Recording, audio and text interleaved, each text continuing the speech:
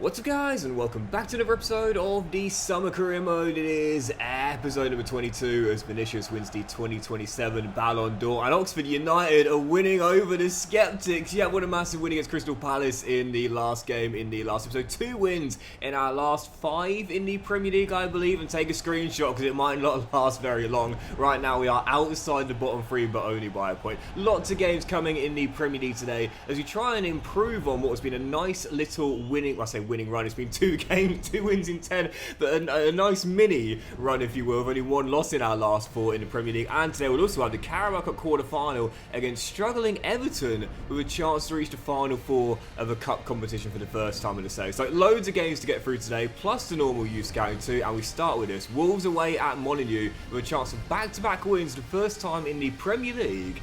Come on, the U's. And of course, speaking of the Premier League, what a fantastic opening night last night as well. Brilliant advert for the game. You know, the champions getting off to a 2-0 lead, showing their pedigree. But then Bournemouth, you know, so many teams would have thrown in the towel at that point. Away at the best team in the country, 2-0 down, and then battling back to make it 2-2. Semenyo's second goal, by the way. He looked like Thierry Henry in his prime, running all the way from his own half to score that sensational goal. And of course, whilst I'm on the subject of Semenyo, thoughts with him as well. Just no place for that in football or society. It goes without saying. In 2025, come on, people, seriously.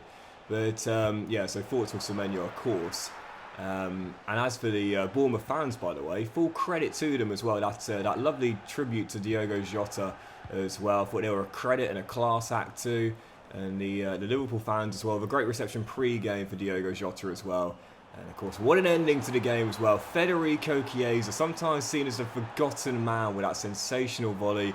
And of course, Salah was going to score at some point. It didn't matter if we played 100 minutes plus. At some point, Salah was going to get that goal on the opening day, as he always does. And good for my fantasy team as well. You know, a great advert for the opening night and for Premier League football. Just a shame about the Semenyo racist abuse, of course, no one could ever condone.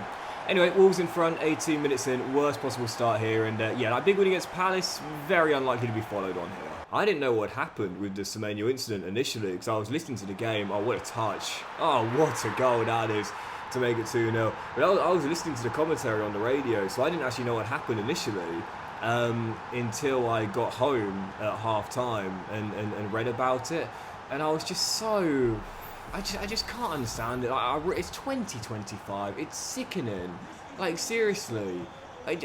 You know, the opening night, you know, we didn't even get to half-time and we already have alleged racist abuse from a fan towards a player.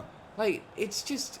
When is it going to get kicked out? I'm sick of it. Back in the 1970s and 80s, the general consensus was that if a player was subject to racial abuse from the crowd, a manager might say to their player the best thing to them to do was to score a goal or two and shut them up on the pitch. Well, Semenyo might have done that last night. He was sublime for the entire game. Whether he did or didn't is irrelevant. He's a man doing his job. Times have changed a lot since those days, and I fully support a game being halted by the officials and or the players, and even potentially stopped fully in order to send a clear message. There is no room for racism in football or society. My full support to Anton Semenyo, and I sincerely hope we don't see this again for the rest of the season. And I hope we play a bit better than this today as well. Terrible game to start off with, 2-0 loss, barely in it until the very end. Let's just move past it. Scouting update from Sweden, let's see what we got. Well, we do have a few goalkeepers that could be quite good. I think Marcus Samuelsson looks the absolute best right now. 56-70 overall, 83-94 potential. And a couple here towards the bottom look quite good. Bjorn Bjork as well.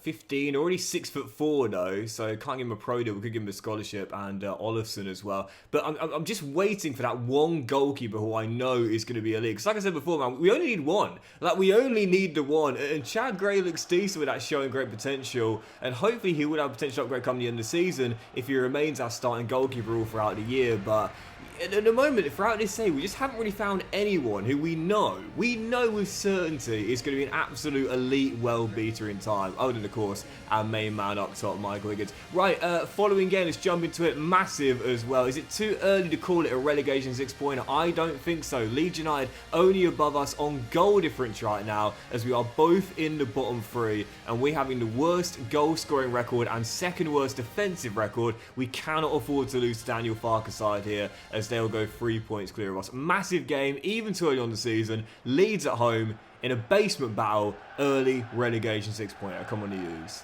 Yeah, the one save where I really needed my youth scouting to be on point, and it hasn't been, you know, I mean, don't get me wrong, like I said, we've obviously got Higgins and Lowe, who both now have potential to be special. Amin has the exciting prospect tag. Chad on cue makes a good save there at the near post, which is showing great potential as well. And of course, got a couple of youngsters we loaned out. They also have high potential too, but it's the starting overalls really is the problem. Are just so low for a few of my players, and I've had a few conversations in my DMs recently with people that are trying this kind of save idea alongside me as well. Love to see it when you guys do the same sort of save as I do, so we can compare them. But it's just so frustrating, isn't it? It's like the one time where the overall needs to be as good as the potential, and we just don't really have that yet. We're getting there, but we're already 3 seasons in, and the elite superstars at the moment through the academy just aren't there. As Curry takes aim and it's straight at the keeper.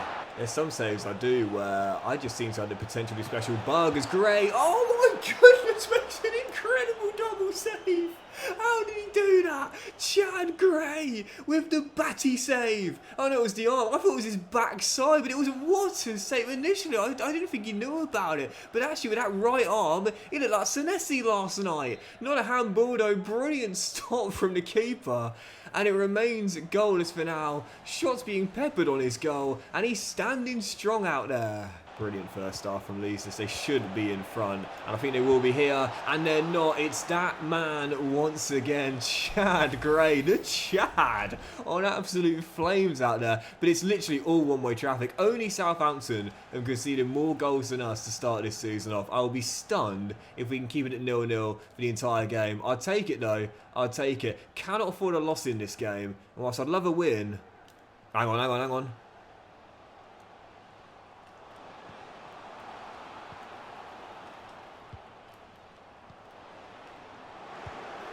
Oh, what a brilliant save. If it ends 0-0, you won't catch me complaining. You know what? Forget Sweden. Send a scout home. He's done all right to find a few goalkeepers out of there, but let them all go to AIK. I don't need them now. I've got the Chad in goal for me, and he's been on fire tonight. The only reason why we haven't conceded, and it's still 0-0. What a point this would be, considering how poorly we've played. Great football though, as Teddy releases man. And Dromo puts Oxford in front. First goal for the club. What a time to get it. And totally against the run of play. The U's lead at the Kassam. Get in. Chad Gray saying, keep that scout in Sweden if you want, but whoever he finds, he ain't going to replace me. What a performance from the man between the sticks. Keeping his second clean sheet in the Premier League as Oxford hold on to a massive 3 points. 10 for the season now. Really nice little mini run, if you will, but long way to go. Keep your feet on the ground. Right, 2 more scouting updates. The Chat. Oh my goodness. Well-deserved team of the season for him as well. As we have the 2 updates scout reports. Don't forget, we just started our new missions of Haiti and Jordan as well, where from the form we're looking for a pacey inside forward. Wow, he could be very good indeed. David Simon. Don't normally put players in the academy after 1 month, so we'll leave him there for now. And from Jordan, we're looking for an anchorman / ball playing defender, and Hassan could be quite good, but again, only the 1 month worth of scouting, and I'm very reluctant to put players in the academy after just 1 month, so we won't do this time. I will keep our eyes on them and see how they look after another month. Right, following game, let's jump into it. Massive win there. It's 2 wins in 3 in the Premier League. Once again, the U's are outside the relegation zone, but again, the problems we have are laid for all to bear. It's a lack of consistency, and it's a lack of goals. Only 7 scored in our first 12 games, and Chad can't play like that every time. So away against Fulham in the following game at Craven Cottage, we need to be much more lethal going forward. We're about a third of the way through the season, and right now we're on course to get around 30, maybe 31 points, 32 points coming the end of the campaign. It might be enough, but it probably won't be. So to get more points, we need more goals. We get more goals, we'll get enough wins. Let's see if we get a big one here. Fulham away in West London next up at Craven Cottage. Hugo to Teddy, and it's pass cut out by Harry Wilson. Emil Smith-Rowe takes over, and the Hale End lad looking for a bit of space here. We know he can shoot, Still Smith Rowe, pops it out wide.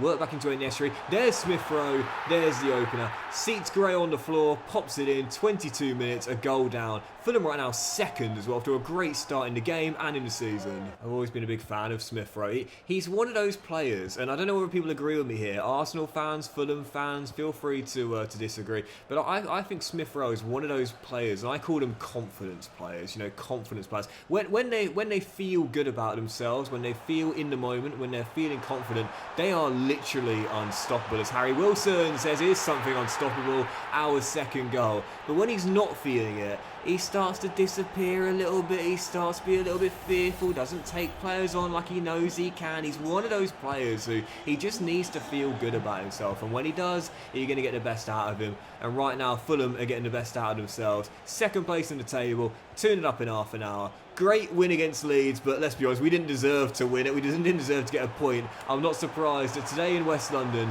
we are 3-0 down, 35 minutes in. This could get embarrassing. We've got Chelsea in the week as well, so it's certainly not going to get any easier. Speaking of Chelsea, I didn't put Farmer a fantasy team this year, by the way, which I know will surprise quite a lot of you because I'm always gassing the guy up, but I didn't put him in this year. I decided to go for defence over offence, and after last night, Arne Slot taking off Kerkez 30 seconds before he would have got another 4 points for the bonus clean sheet. Yeah, I think I probably made the wrong call there. I shouldn't have done it. Anyway, Fulham are 4-0 up here and absolutely dominating. They are in form, you can see why, and I have not had an answer all game long. This is done. Oh, no. And Nesri, what a tackle by Golding. Penalty, really? Really? I thought it was a great tackle from Golding, but referee saw it another way. Spot kick for the host, and then Nesri scores despite Gray going the right way. It is Fulham 5, Oxford United 0, and that big win against Leeds shows everyone that whilst we can pick up points here and there, we are still clearly the worst team in the league. Right, move past it, man. Move past it. Absolute thrashing. Worst defeat of the season, but move straight past it. Following game Wednesday night, back in the cast sound, but against another West London side. Chelsea coming to Oxford, and I can't see us returning to winning ways in this one. I would certainly take a point and clean sheet. Chelsea in Oxford next up. And yeah, another game like that, and I'm worried our form is going to take an absolute nosedive. Come on, the U's. The worst part is knowing that our goal difference is going to be awful this season, absolutely awful, because we're not going to score enough goals this year to improve it in that regard. And defensively, well, like I said, only one team is conceding more goals than us, and that's a team that are rock bottom right now. So yeah, if we do end up finishing level on points with someone, we're guaranteed to finish below them due to the goal difference. We can't keep clean sheets in the majority of our games. We're not scoring barely any goals. So if we do end up level on points, and that's the difference maker, we'll be the team that go down. There's no doubt about that. Palmer, great turn, pops it back, Openda offloads to Romeo, clips the post like he's kissing Julia, and gives Chelsea a 2-goal lead 21 minutes in.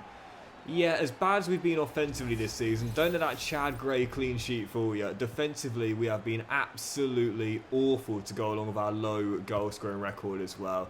We may finish up one of the worst GDs in Premier League history. I think that is a very strong possibility. So that reference made literally no sense, Doxy Boy, as Palmer makes it free. Clipping the post like he's kissing Juliet. Because the shot kissed the post? But is that the only thing? I don't know. Move past it. It's free. This could be even worse than the Fulham scoreline. Oh, it's a cracking ball through. Palmer's one-on-one. They're going to miss. Four before the break, and it just gets worse. We've got 13 minutes on the clock. As Goodrum finds to Kershmaker. Can we get just a consolation? No. Dear, oh dear. You know, so, oh, what a ball that is. That is incredible, man. And Openda chips great for the 5th. You know, sometimes you'll see a team finish scoreless and you'll think, what was the striker doing?